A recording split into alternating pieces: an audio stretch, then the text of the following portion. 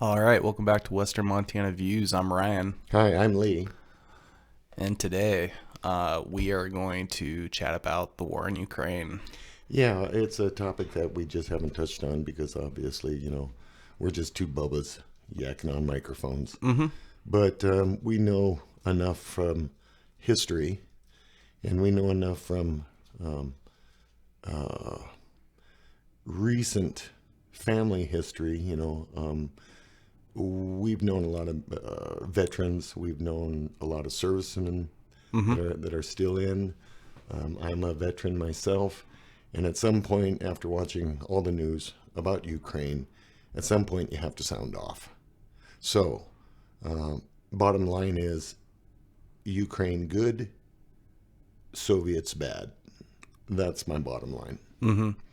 And by being pro Ukraine, um, I feel that I can also be pro Russian. Now, let me explain my difference here. There's a big difference between the Russian citizenry at large Mm-hmm. and Soviets, Sure. and where, The ones that want to go down that empirical path. Yeah. yeah, the world domination, mini me. Mm-hmm. What was the movie with? Austin Powers. Yeah, Or yeah, yeah. yeah, exactly. I mean, at some point, it gets to be clownish Oh, on the part of Putin. sure. Clownish, Mm-hmm. you know. Um, so I'm pro Ukraine. I'm pro Russian population, and I am anti Soviet. And the anti Soviet feeling is nothing new. Mm-hmm. Um, I, I cannot accept the fact that Americans were so.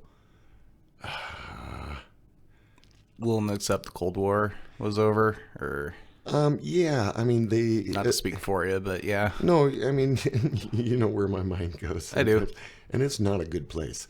Um, Everyone thought, oh, the Berlin Wall fell down and we won the Cold War. Mm-hmm. And as much as I kept hearing that from people on the news or in casual conversation or people in the know saying, well, we won the Cold War, I always had to shake my head because the Soviets were always there.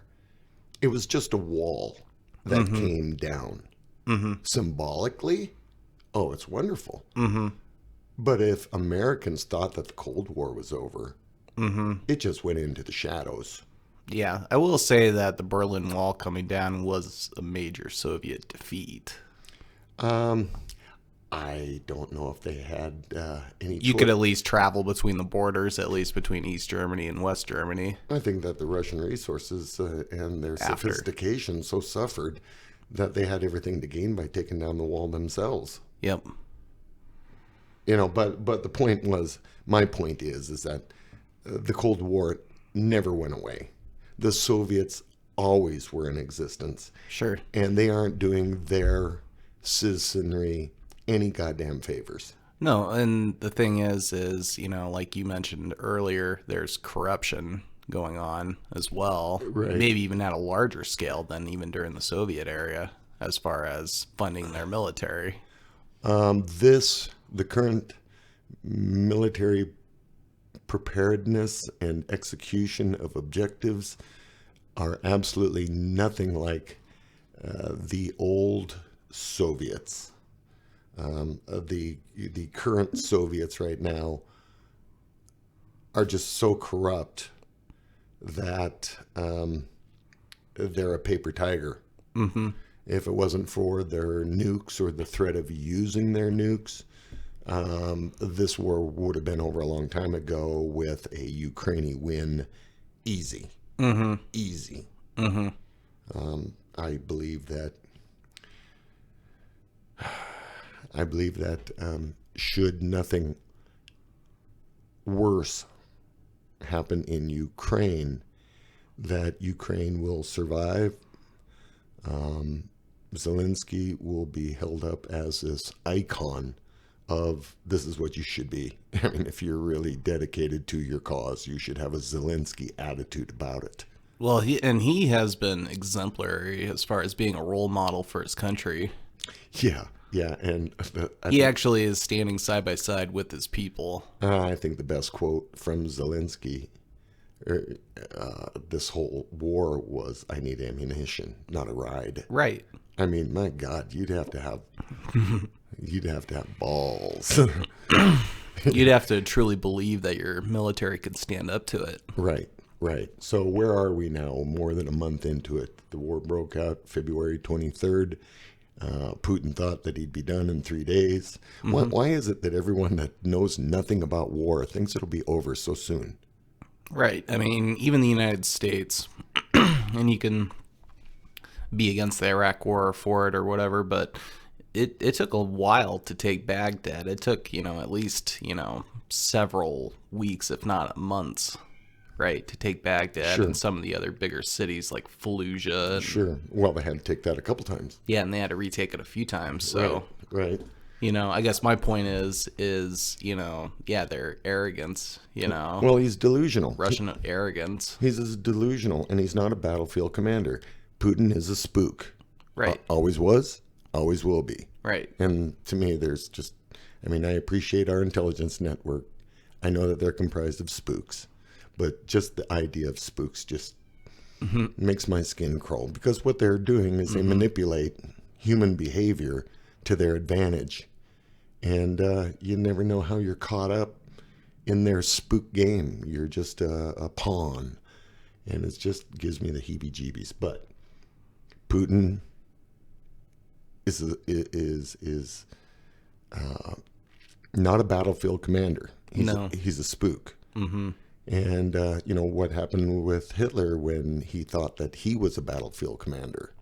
The parallels, you cannot deny the parallels between Putin and Hitler. They think they're battlefield commanders. They aren't. They think they're getting good intelligence. They aren't. Mm-hmm. The reasons that they're not getting good intelligence is no one's going to tell them the goddamn truth. No. No one's going to tell them the truth. No.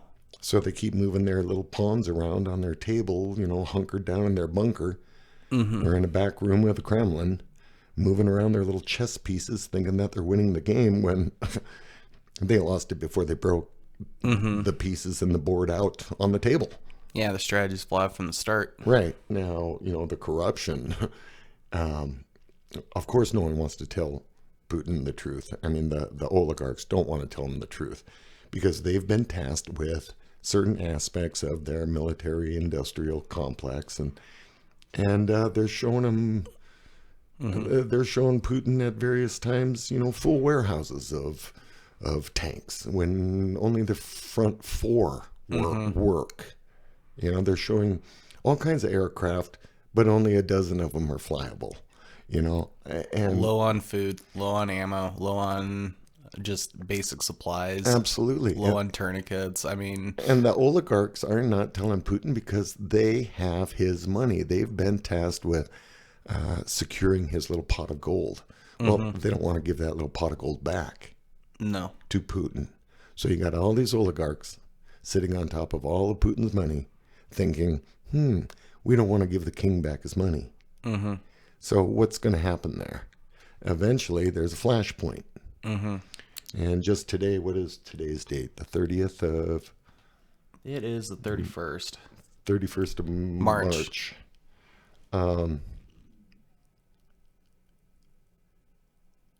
As of today, they're repositioning their troops. They're going to the Eastern Third, right? Where they occupied anyway, even prior to the war, right? So, they're trying to still establish that land bridge in the south, although they can't achieve that. Well, Mariupol. That's the real tragedy. That is, well, all the cities are tragedies. Do we expect Putin to do anything worse? I mean, he's clobbered all kinds of different people for years and stuff. Do we think that his behavior would be any different? No. He is a slash and burn sort of a guy. Excuse me. Yeah.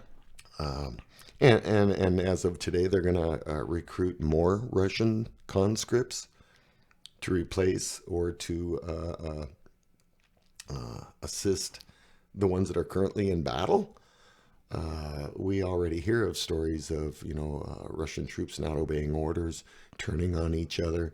Did we just not hear that they had one tank commander got ran over essentially by his own troops, basically in an act of defiance? Yeah, stand in front of my tank. They're accidentally shooting down their own aircraft. Yeah, aircraft are shooting down on their own positions. We've heard. Yeah, their radio is completely unencrypted, and that's interesting too. So they're able to intercept all sorts of valuable intel. I just had to laugh about that one colonel or officer that got ran over by his tank.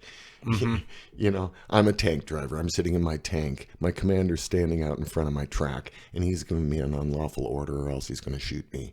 And all I have to do is slip this machine in gear and spin a Brody. And I don't have that officer to worry about anymore. The 21st century version of fragging your lieutenant, not that that's a good thing. You're not advocating for that, are you? I'm not advocating that amongst our troops and amongst our home team. But let's talk about the Ukrainians. The spirit of the Ukrainians. Now, they're tough sons of bitches. In most warfare, built up area, European and stuff, everyone just leaves the country and whoever the aggressor is wins. And maybe 100 years later, they're able to move back and assimilate back into their homeland. And whether you're under the domination of your conqueror or not, that's what goes back and forth. But these Ukrainians, they believe in self-determination. They believe in their heritage. They believe in their bloodline. They believe in themselves. In fighting for their freedom. And to the point where the very young and the women and men and the kids, they're fighting back. Mm-hmm. I pray to God that Ukraine survives. I pray to God that Zelensky survives. Mm-hmm. If that happens, as far as warrior mentality, the commitment to a nation, I believe that Zelensky will be sanctified on his death. Mm-hmm. Yeah, what he's done, it has basically said that democracy, you need to wake up. You need to fight for it. Yeah. And, I believe that Biden's doing the right thing by, at this point, most recently, not giving them aircraft. The thing that you have to be careful of is giving them the equipment that they can strike Moscow. Right. Yeah. It's like it's one thing to give them like artillery and drones with like a 20-kilometer range or whatever. However, the range is for them and stuff. And I'm fully for them, getting the S-300 surface to air missiles so that they can hit down the high flyers. I'm all for the shore to ship missiles. So they can so that Ukraine can protect Odessa. Absolutely. And maybe not give Putin as large of a land bridge as what you see on the maps and stuff. If I was Zelensky in these negotiations, I would say, no, you do not get Kharkiv. You do not get Mariupol. Chernihiv. We might allow you a strip of land that is your land bridge to the Crimea, which is along their highway. If you look at the map, there's a road that goes, it's a coastline road, basically. Right. You give them that, but you keep Mariupol. You absolutely keep Odessa. You keep Kharkiv. You keep, you keep your cities. You keep your damn cities. Sure. And you hope for the best at that point.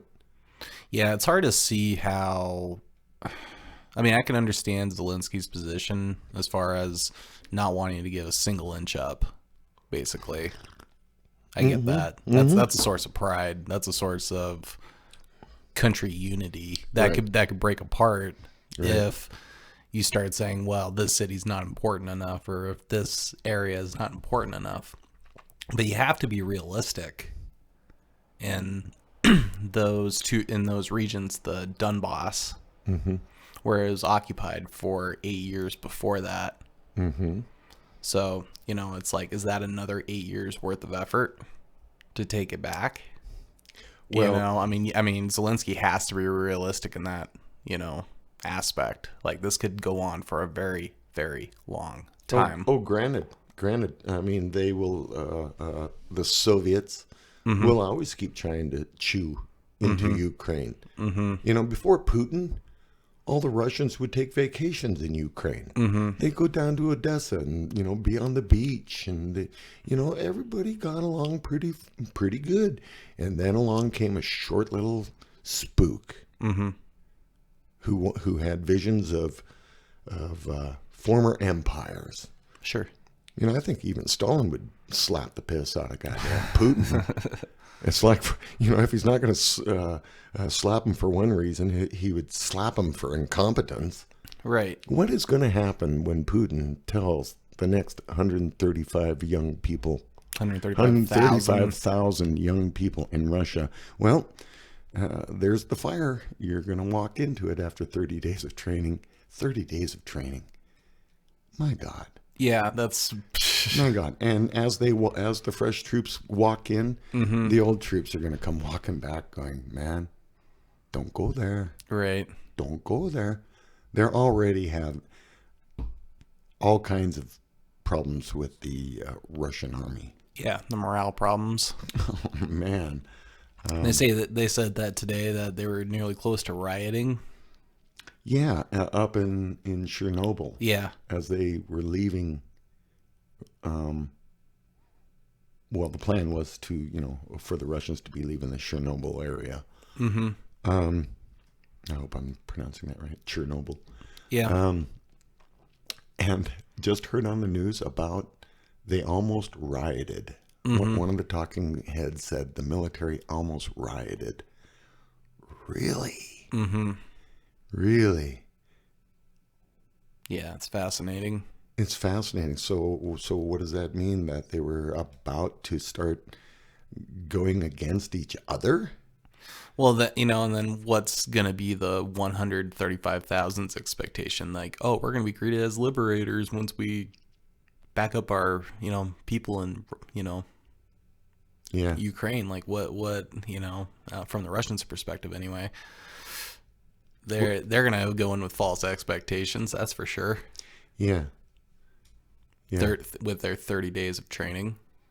Oh, it'd be a horrible situation. My basic training was 2 months long. I can't imagine going into a battle zone after just, 30 days. I mean, what does that give you time to do? Get your hair cut, put your uniform on, learn how to march, and go to the rifle range, and learn how to stand in the ranks in fear of your commander.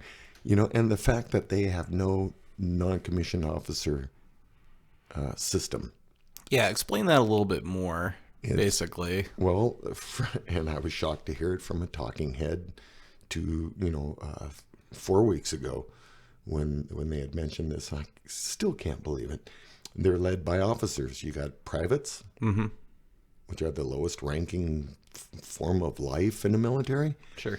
And then you got officers, also the lowest ranking form. But you have officership ordering privates around with no NCOs, no corporals, no sergeants, no master sergeants, no gunnery sergeants, no true specialists, sounds like. No tiered chain of command. Yeah, no chain of command, yeah.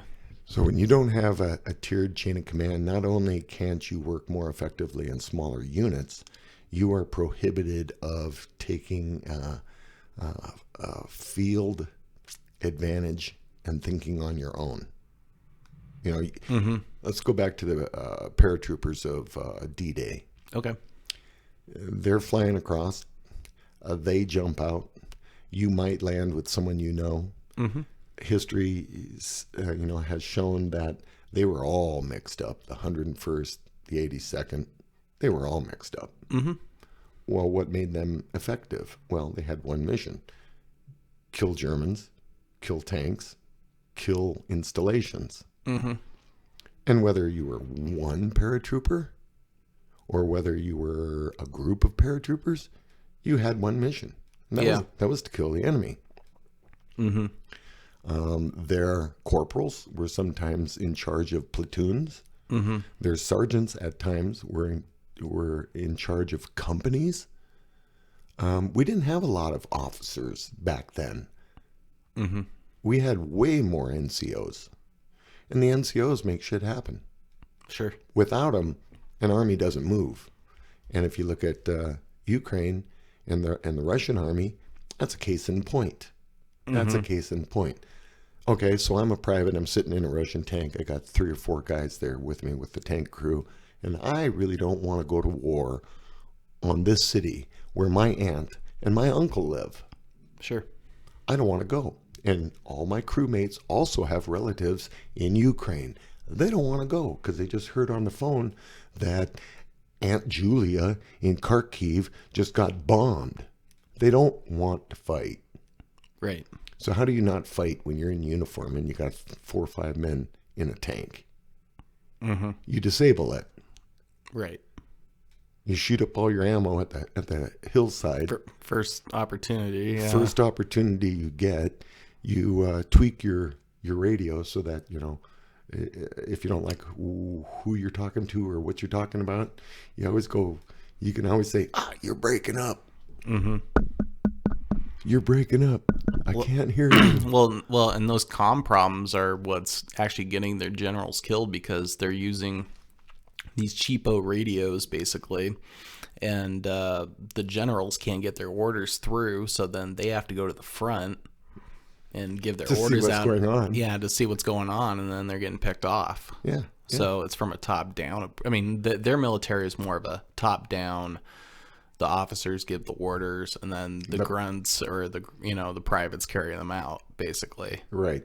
Whereas U.S. military, they can think for themselves and act upon themselves. Right. You have to be able to exploit the advantage, take the incentive that you've been trained well and can achieve your limited objective and hit and run. Yeah, I have to be kind of philosophical about warfare too. It does not do you any favors to stand in one spot and just keep slugging it out. No. That is not the way to fight a war. What you do is you hit and run, and think back to some of the little ditties that have been invented in the history of warfare, such as "He who fights and runs away lives to fight another day." So modern guerrilla hybrid warfare, basically. Absolutely. Yeah. But back to the NCO deal. If you had an NCO that was in charge of a group of tanks, 2-3 tanks, the privates aren't going to have a choice. Mm-hmm. They're going to have to obey someone that is knowledgeable, proficient in the field, that they have trust in that person to be able to fire and maneuver and survive. Mm-hmm. And a lieutenant ordering 2-3 tanks to do something that's just not wise is going to be met with mutiny. Sure. And if you got to drive over a colonel every once in a while, so be it. But I can't believe that they don't have an NCO structure, and that is... In modern armies like the United States Army, if you don't have your NCOs, you may as well just sell all your iron and stick your hands up in the air. Because it's NCOs that make shit happen. It just is. Interesting. Yeah. We'll see what happens in the coming days about Putin's draft. Yeah. I think ultimately this ball is slowly getting into the Russian populace's court. Ball's in your court. Mm-hmm. Well, I also think that you're going to see some interesting developments when it comes to Finland and Sweden as well. Yeah. When and if they join NATO. Sweden has had this historic neutrality like Switzerland. They've been able to, well, they're in the sweet spot geographically. Right. And Finland was in the sweet spot geographically. But if Putin is allowed to get away with his bullshit, I think Lithuania is next. And the reason that I say that is that the Russians have a enclave Called Kaliningrad. Yeah. right on the Black Sea, I want to say it's on the on the Baltic. Baltic. Yeah. Which one's up north? Baltic. Okay, now you get my ignorance here. I'm just a There's the Baltic, then the Mediterranean, and okay. yeah, Right. like the Adriatic and everything else Yeah, below I got that. it. I got Yeah. it because if they wanted a land bridge in Ukraine to the Crimea, they'll want a land bridge in Lithuania. To Kaliningrad. Right. Right. So that would be the next target. As far as Georgia, Russia can take Georgia anytime it wants. Moldova, not so much if Ukraine's standing. Mm-hmm. And if I was Moldova, I'd be shoving every missile of every make that I ever had. I'd be giving them to the Ukrainians and send them down to Odessa. Mm-hmm. Here is my Every ship missile for sure. every ship missile for sure. Mm-hmm. Which they might be. Yeah, and now, I'm a veteran. I'm a veteran of the Army, and here's what I know about the Air Force and the Navy. They like their hot food, their hot showers, and their clean uniform. Now, anyone hearing this going, I'm going to kick your ass for saying that. Well, isn't it true? I mean, Air Force pilots, they like their mess halls. When they fly out, they want to fly back safely. What has to happen with that over in Ukraine is the Ukrainians need to have the ability to hit the high flyers. And what will happen is none of those pilots will really be too eager to take off from the airstrip in Russia if they know that they're going to get knocked out of the sky. Okay? Let me talk about the Navy. Oh, they're sitting and pooping and scooting around the Black Sea. Mm-hmm. Right? No one's fired on them. I guarantee it. You send a couple missiles to those ships, and they will be trying to leave. Mm-hmm. Yeah, they have missiles and cruise missiles and all kinds of, cannon fire that they can shoot from their ships. Right. But the real fear of those ships is the land forces that they can put on the beach in Odessa. Mm-hmm. You start firing on them ships, and they start taking casualties on them ships, and you force those ships further away from Odessa, and they aren't going to want to sail any closer. They just aren't. So, as far as the aircraft go, if the Ukrainians would promise not to go and strike Moscow and just chase everything back across the border into Russia and call that good, then I see it being a good deal to give them aircraft. But they need every S-300 missile system that they can get right now. And they should just... Got to take the bombers out of the sky. Got to take the bombers out of the sky. And then you need to push those warships beyond the horizon. Interesting. Yeah. Because, privates in the Army, they expect never to be fed. They expect never to be dry. They expect always to be muddy. Right. They always expect to die. Mm-hmm. Right? Air Force pilots don't cotton to that concept at all. Sure. Right? Navy personnel, they don't like that idea either. And as far as the land forces that are on those ships, they just don't want to go. Mm-hmm. I am surprised there hasn't been a mutiny on a ship. Yeah. Yeah, I haven't heard anything. So we'll see how... We'll see where this all ends up. We'll definitely be revisiting this topic as time goes on. Well, it's fascinating, the resolve of the Ukrainians. And I'm so proud of them. And I wish I could do more other than just flapping my yap. But I'm a hell of a cheerleader. Mm-hmm. And go Ukraine. And to the Russian people, in case you got some teenager Glory to Ukraine. finding our podcast, God love you, but you're gonna have to do something about your leader. But you're speaking to Russia now? Yeah. Yeah. I'm speaking to the Russian populace. You're gonna have to do something about your leader because you're being led down the primrose path. Definitely the wrong path. That's for sure. Yep. I mean, it's one thing to be against American interests, but it's a whole other thing to see like the rest of the world say that you're wrong. Yeah. So please wake up, Russia. Yeah. I mean, that's all I gotta say on that. Please wake up. Please see what's going on. And none of us in the West want to go and take Moscow. No, none of us in the West want to, take over that land area. No. That's one thing I want to mention real quick. Is we don't want to conquer you back. The problem with the Russian populace historically has been they've had horrible leadership, brutal leadership, and they've never been able to flourish in the freedom and the love and the capacity that is all of theirs.